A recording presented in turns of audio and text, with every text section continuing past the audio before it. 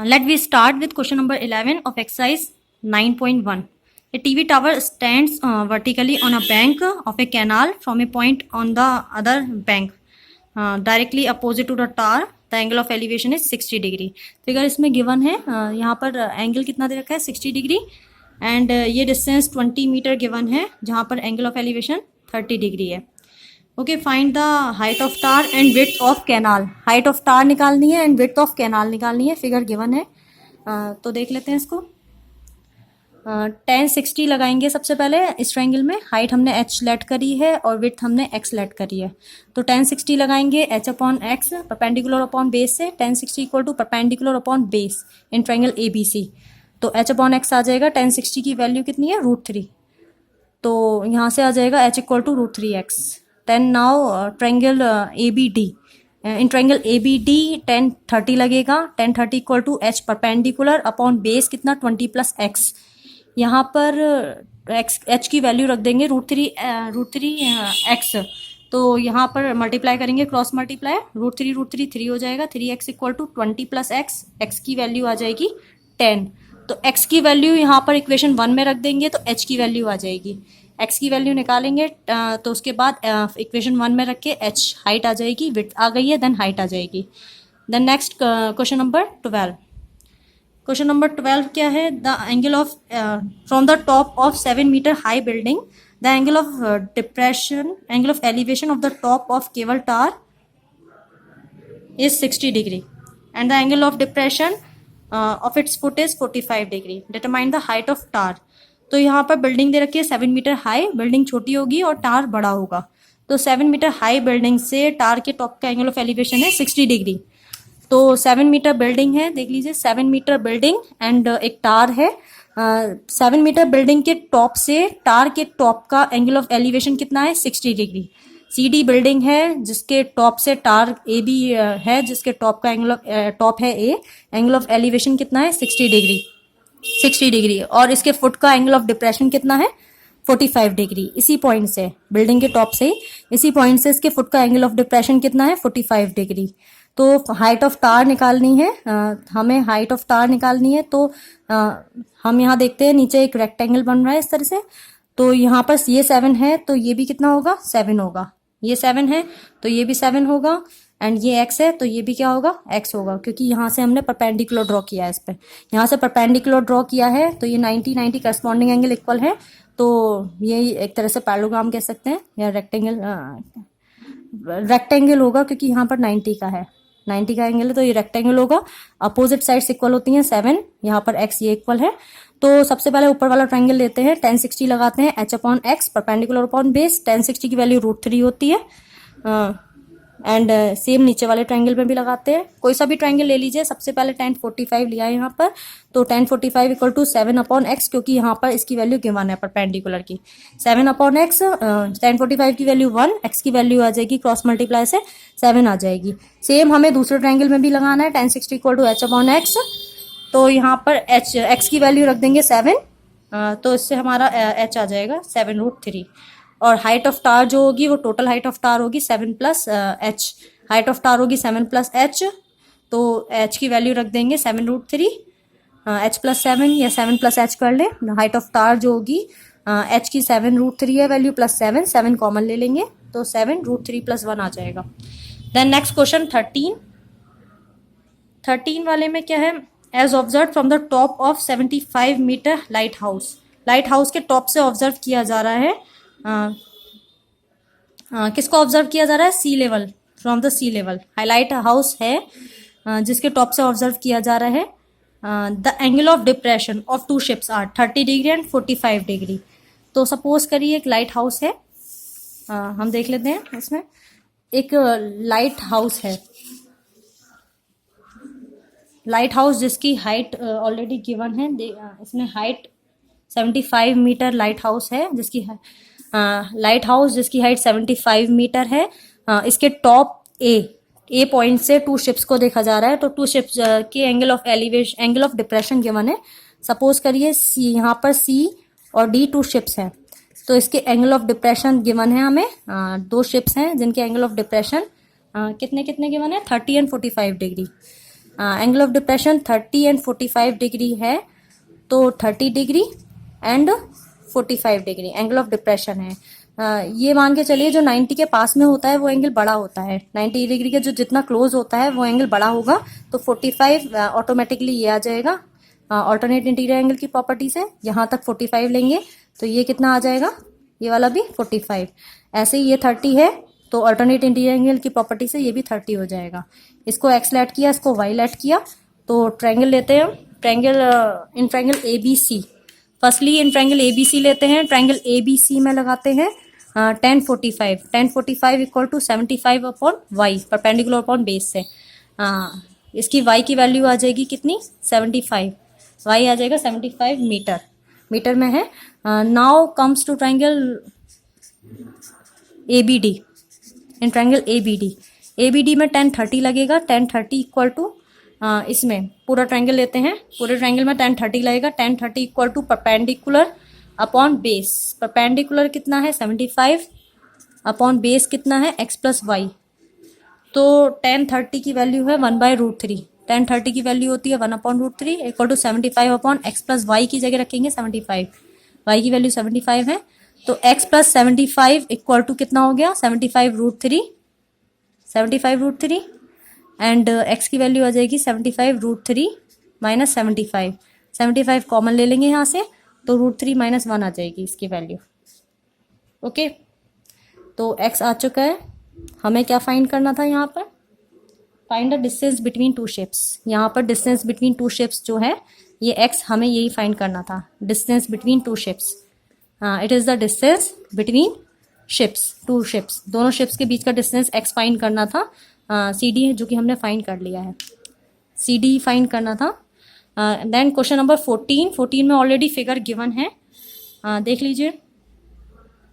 Question number 14 में figure given है जिसमें कि क्या है, a 1.2 metre tall girl, 1.2 metre tall girl है, स्पॉट से balloon moving with the wind in a horizontal line at a height of 88.2 metre from the ground. 1.2 metre tall girl है जो 88.2 मीटर हाइट पर बलून को देख रही है। The angle of elevation at a instant कितना है 60 degree. After some time the angle of elevation reduces to 30 degree. कुछ समय बाद जब वो वॉक करती है तो एंगल ऑफ एलिवेशन 30 डिग्री हो जाता है।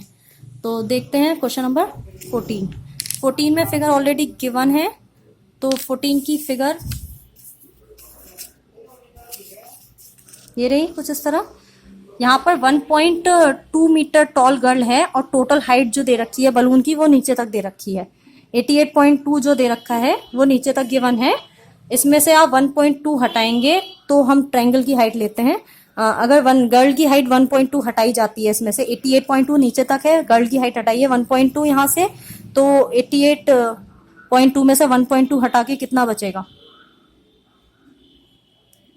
87 बचेगा। तो यहाँ पर ट्रायंगल लीजिए, कौन सा ट्रायंगल, सबसे पहले ये वाला लेते हैं, ये 87 है यदि, तो ये भी 87 होगा। तो इन ट्रायंगल सबसे पहले ये वाला ले लेते हैं, यहाँ पर इसको x ले लेते हैं, ये बेस डिस्टेंस को, यहाँ पर इसको y ले लेते हैं।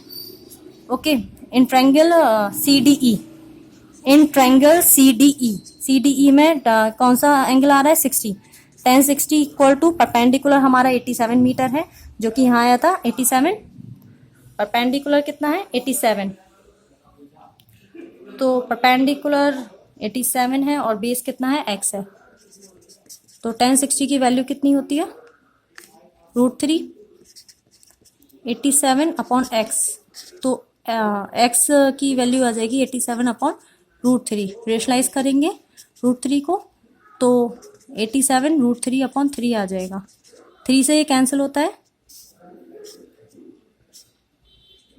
29 √3 आ जाएगी x की वैल्यू। इसी तरह से दूसरा ट्रायंगल लेते हैं, अभी हमने छोटा ट्रायंगल लिया ये वाला, एंड अब बड़ा वाला ट्रायंगल लेते हैं, ये वाला बड़ा ट्रायंगल कौन सा ABE, in triangle ABE triangle लेते हैं जिसमें 10 30 लगेगा, 10 30 equal to perpendicular upon base, perpendicular 87 है और बेस x प्लस वाई है टोटल, बेस कितना है x प्लस वाई, x की वैल्यू रख देंगे यहाँ पर, और tan 30 की वैल्यू कितनी होती है, tan 30 होता है 1/√3, x की जगह ऊपर से रख देंगे वैल्यू 29√3, 29√3 प्लस वाई। तो यहाँ से क्रॉस मल्टीप्लाई करेंगे तो कितना आ जाएगा, 29√3 plus Y, 29√3 plus Y equal to 87√3। Y की वैल्यू कितनी आ जाएगी यहाँ से, 87√3 माइनस 29√3, 29√3 माइनस होगा √3 कॉमन आ जाएगा दोनों में से, तो 87 माइनस 29√3 कितना बैठेगा, 59√3 करीब आ जाएगा।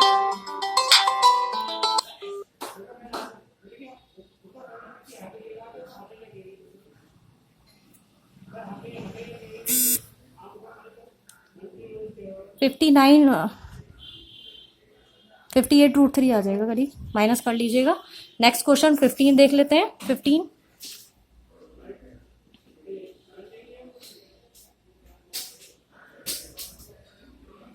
straight highway leads to the foot of tar. A man standing on the top of tar observe a car. The angle of depression दे रखा है 30 डिग्री का, एंड आफ्टर 6 सेकेंड लेटर, ये पढ़िएगा, यूनिफॉर्म स्पीड से जा रही है car, 6 second later the angle of depression of the car is to be 60 degree. 6 second बाद 60 डिग्री हो जाता है इसका एंगल। तो सपोज करिए एक तार है जिस पे यहाँ ए पर मैन बैठा है, कोई मैन बैठा है यहाँ पर, ऑब्जर्व करता है वो किसी कार का angle of depression. Angle of depression कितना होता है, 30 degree. Angle of depression 30 degree होता है, और 6 सेकेंड सी पर है कार सी पर है, तो एंगल ऑफ डिप्रेशन कितना होता है 30 डिग्री। एंड कार डी तक 6 सेकेंड बाद कार डी पर पहुंचती है, तो एंगल ऑफ डिप्रेशन कितना हो जाता है 60 डिग्री हो जाता है। तो सबसे पहले हाइट ऑफ टार अज्यूम की जाती है h, एंड देख लेते हैं इन ट्रायंगल 60 वाला लेते हैं पहले, इन ट्रायंगल ABD।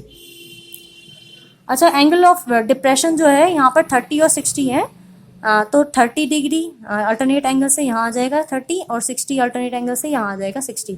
तो यहाँ पर tan 60 लगाते हैं h/y इस ट्रायंगल में,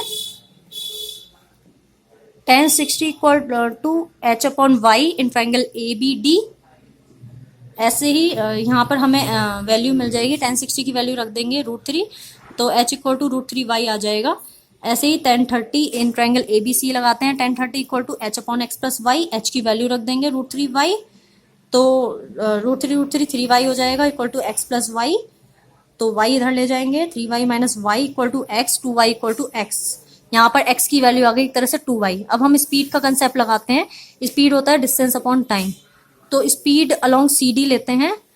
CD के अलोंग स्पीड कितनी है, speed equal to distance upon time. Distance कितना x दे रखा है और टाइम कितना है 6 है, तो CD के अलोंग स्पीड आ गई। जो स्पीड CD के अलोंग है वो DB के अलोंग भी होगी, तो हम DB के अलोंग भी स्पीड लेते हैं, distance upon time, speed x/6 यही लेंगे क्योंकि यूनिफॉर्म स्पीड से जा रही है कार। और डिस्टेंस कितना है, y है, और टाइम लगता है, टाइम निकालना है हमें, टाइम ही फाइंड करना है यहाँ पर। तो यहाँ पर टाइम कैसे आएगा, x की वैल्यू रखेंगे इक्वेशन 2 से, x की वैल्यू इक्वेशन 2 से रखेंगे, x इक्वल टू 2y रख देंगे, y से y cancel, 1/3 equal to time, time आ जाएगा 3 सेकेंड। तो इस तरह से होना है क्वेश्चन। यहाँ पर x और y हमने अज्यूम किए हैं। यहाँ पर जो हमें वैल्यू फाइंड करनी है, हमें यहाँ के लिए 6 सेकेंड बाद जो था वो डी पे आती थी कार, बट यहाँ के लिए हमें टाइम निकालना था, तो हमने फाइंड कर लिया time 3 second. Then 16 question, the angle of elevation of the top of tower from points at a distance 4 metre and 9 metre from the base of tower are complementary, find the prove that the height of tower is 6 metre. तो angle of elevation complementary है, angle of elevation complementary है, complementary angle का sum होता है 90 degree. तो height of टार को हम h assume करते हैं। सबसे पहले हमें प्रूफ करना है 6 आएगी वैसे। तो हाइट ऑफ टार h लिया, एंगल्स कॉम्प्लीमेंट्री है, एक तो 4 मीटर पर पॉइंट है C और एक है 9 मीटर पर पॉइंट D। तो सपोज करिए एक 4 मीटर पर पॉइंट C है और 9 मीटर पर पॉइंट D है। यहाँ से एंगल ऑफ एलिवेशन कॉम्प्लीमेंट्री है, अगर एक थीटा लेते हैं तो दूसरा 90 माइनस थीटा होगा। तो थीटा इसमें लेते हैं और दूसरे को लेंगे 90 माइनस थीटा, किसी को भी ले सकते हैं थीटा को 90 माइनस थीटा। तो थीटा वाले ट्रायंगल में लगाते हैं सबसे पहले ट्रायंगल एबीसी।